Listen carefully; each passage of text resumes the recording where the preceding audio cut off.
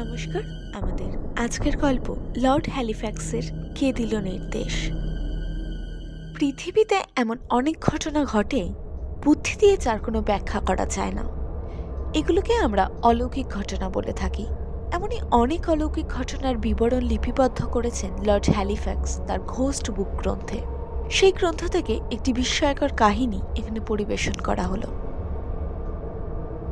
আটলান্টিকের সুনীল জলরাশি কেটে এগিয়ে চলেছে একখানি জাহাজ। গন্তব্যস্থল পশ্চিম ভারতীয় দ্বীপপুঞ্জ। কয়েকদিন ধরে মহাসাগরের বুকে প্রচণ্ড ঝড় বৃষ্টি হচ্ছে। হয়তো জাহাজ কিছুটা সরে এসেছে তার নির্দিষ্ট গতিপথ থেকে। ক্যাপ্টেনের কেবিনে ক্যাপ্টেন আর ফার্স্ট মেট কাজ করছিলেন। অক্ষাংশ এবং দ্রাঘিমাংশ নিয়ে হিসেব কষে তারা বুঝবার চেষ্টা করছিলেন জাহাজ এখন মহাসাগরের বুকে ঠিক কোন জায়গায় রয়েছে, কিন্তু কিছুতেই হিসেবটা মিলছে না। বিরক্ত হয়ে ক্যাপ্টেন একসময় কেবিন থেকে বেরিয়ে গেলেন। হিসেব নিয়ে ব্যস্ত থাকায় ফার্স্ট মেট সেটা লক্ষ্য করল না। হঠাৎ হিসেবটা মিলে গেল। খুশি ভরা গলায় ফার্স্ট মেট বলল, হিসেব মিলে গেছে স্যার, আমরা আমাদের নির্দিষ্ট পথ থেকে বেশি দূরে সরে আসিনি। কিন্তু ক্যাপ্টেনের কাছ থেকে কোনো উত্তর পাওয়া গেল না। অবাক হয়ে মেট তাকালো ক্যাপ্টেনের আসনের দিকে, আর তাকিয়েই চমকে উঠল। ক্যাপ্টেন তো তার আসনে নেই। তার আসনে বসে আছে এক সম্পূর্ণ অপরিচিত একটা লোক। লোকটা তো এ জাহাজের নাবিক বা যাত্রী কোনোটাই নয়। সে ক্যাপ্টেনের নির্দেশ দেবার স্লেটের ওপর কি যেন লিখছে। কে কে আপনি? এখানে কি করে এলেন? ফার্স্ট মেট জিজ্ঞাসা করল। তার স্বরে একই সঙ্গে শঙ্কা এবং বিস্ময়। অপরিচিত লোকটি কোনো উত্তর দিল না। আস্তে আস্তে ক্যাপ্টেনের আসন থেকে উঠে দাঁড়ালো। শূন্য দৃষ্টিতে ও সামনের দিকে তাকালো। মনে হলো না ও মেটকে দেখেছে বা মেটের কথা শুনেছে। মেটের অস্বস্তি সম্পর্কে যেন ও সচেতনই নয়। আবিষ্ট মানুষের মতো কেবিন থেকে বেরিয়ে গেল লোকটা। গেল ডেকের দিকে। প্রায় সঙ্গে সঙ্গেই ছুটে বেরিয়ে এলো মেট, কিন্তু অপরিচিত লোকটাকে আর দেখা গেল না। এই কি তাজ্জব ব্যাপার! ব্যাপারটার মাথা মুন্ডু তো কিছুই বোঝা যাচ্ছে না। ক্যাপ্টেনকে এক্ষুনি সব কথা জানাতে হয়, কিন্তু ক্যাপ্টেন সাহেব কোথায়? একজন খালাসির কাছ থেকে জানা গেল তিনি ইঞ্জিন ঘর পরিষ্কার করতে গিয়েছেন। ছুটতে ছুটতে ক্যাপ্টেনের কাছে চলে এলো ফার্স্ট মেট। ওর ভাবভঙ্গি দেখে ক্যাপ্টেন অবাক হয়ে গেলেন। ব্যস্তভাবে তিনি জিজ্ঞেস করলেন, ব্যাপার কি? এরকম ছুটতে ছুটতে আসছো কেন? দম নিয়ে মেট উত্তেজিতভাবে বললে, স্যার, আপনার আপনার কেবিনের ওই লোকটা কে? আমার কেবিনে লোক? হয়তো কোনো খালাসি টালাসি গিয়ে থাকবে। না স্যার, লোকটা এই জাহাজের কোনো যাত্রী বা নাবিক নয়। ও আমার সম্পূর্ণ অপরিচিত। পাগলের মতো কি বকছো এসব? বিরক্ত হয়ে ক্যাপ্টেন বললেন, আমরা এখন আটলান্টিক মহাসাগরের মাঝামাঝি জায়গায় রয়েছি। এই মাঝ সমুদ্রে কি করে বাইরের লোক জাহাজে আসবে? আমারও তো স্যার ওই একই প্রশ্ন। বিমূঢ়ভাবে মেট বলল, তুমি বোধহয় কাজ করতে করতে ঘুমিয়ে পড়েছিলে, আর সেই ঘুমের মধ্যে স্বপ্ন দেখেছো। মুচকি হেসে ক্যাপ্টেন সাহেব বললেন, না স্যার, কাজের সময় আমি কখনো ঘুমাই না। আহত স্বরে ফার্স্ট মেট বলল। কাজে ফাঁকি দেওয়াকে ওই তরুণ মেয়েটি অপরাধ বলেই মনে করত। আচমকা কথাটা বলে ফেলে ক্যাপ্টেন নিজেই একটু লজ্জিত হয়ে পড়লেন। আমি নিজের চোখে দেখলাম লোকটা আপনার স্লেটের ওপর কি যেন লিখছে। ক্ষুণ্ণ কণ্ঠে ফার্স্ট মেট বলল, ঠিক আছে, চলো দেখে আসি ব্যাপারটা কি। ক্যাপ্টেন বললেন। দুজনে ক্যাপ্টেনের কেবিনের দিকে এগোলেন।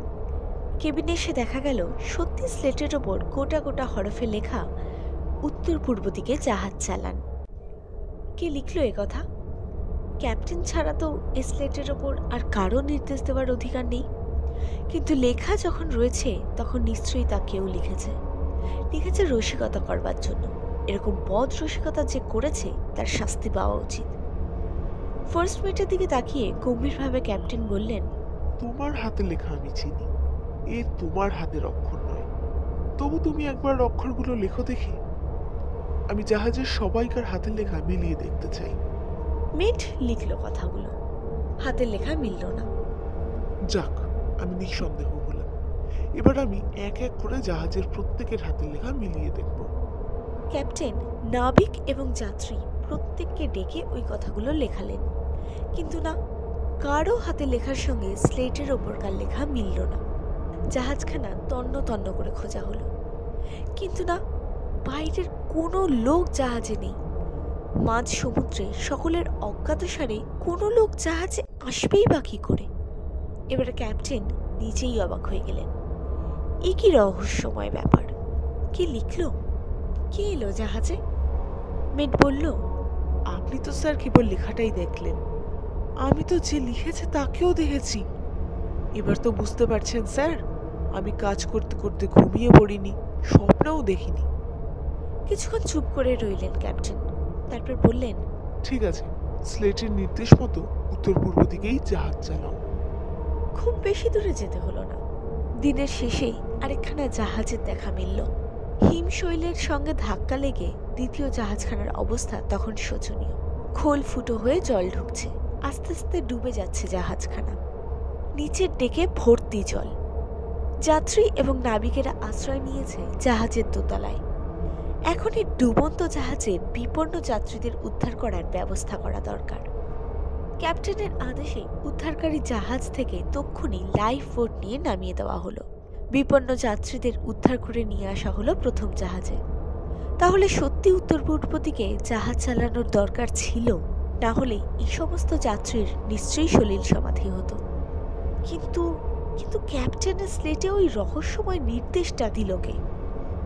ডুবন্ত জাহাজের অনেকে অনাহারে আর দারুণ ভয়ে অসুস্থ হয়ে পড়েছিল। তাদের ভালো করে খাইয়ে দাইয়ে আর সেবা শুশ্রূষা করে বিশ্রাম করতে পাঠানো হলো।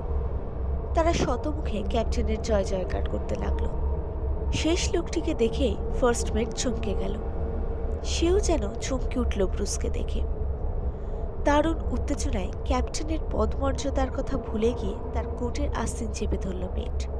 উত্তেজিত গলায় বলল, স্যার, এই সেই লোকটা, একেই আমি আপনার কেবিনে স্লেটের ওপর লিখতে দেখেছিলাম। শুনে ক্যাপ্টেন স্তম্ভিত হয়ে গেলেন। নিজেকে একটু সামলে নিয়ে ক্যাপ্টেন বললেন, ঠিক আছে, আমি দেখছি। তারপর লোকটির দিকে তাকিয়ে বললেন, আপনি একবার আমার কেবিনে আসুন তো। ক্যাপ্টেন, ফার্স্ট মেট আর লোকটি ক্যাপ্টেনের কেবিনে এলেন। উপরওয়ালার নির্দেশে মেট কেবিনের দরজা বন্ধ করে দিলেন। লোকটির দিকে তাকিয়ে ক্যাপ্টেন বললেন, দয়া করে আপনি উত্তর পূর্ব দিকে জাহাজ চালান, এই কথা কটি লিখুন দেখি।